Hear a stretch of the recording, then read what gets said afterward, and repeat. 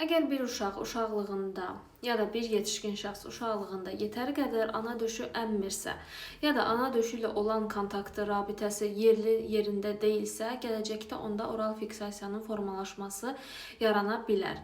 Bəs nədir oral fiksasiya? Bu psixoseksual inkişafın oral fazasında ilişib qalmaqdır. Yəni məsələn, əgər bir insanda müxtəlif zərərli vərdişlərə asıllıq varsa, hansı ki bu ağızla bağlıdır. Filan şeyləri içmək, filan şeyləri çəkmək və yaxud da gedir gəlir soyuducunun qapağını açır, ağzına bir şeylər atma dürtüsü formalaşdırıbsa, ya da məsələn həddən artıq alış-veriş etmə kimi bir şey, filan sosial şəbəkədə həddən artıq şəkil paylaşmaq, amma normadan artıq paylaşmalar məsələn. Bu durumda həmin şəxslər bundan əziyyət çəkmiş ola bilərlər.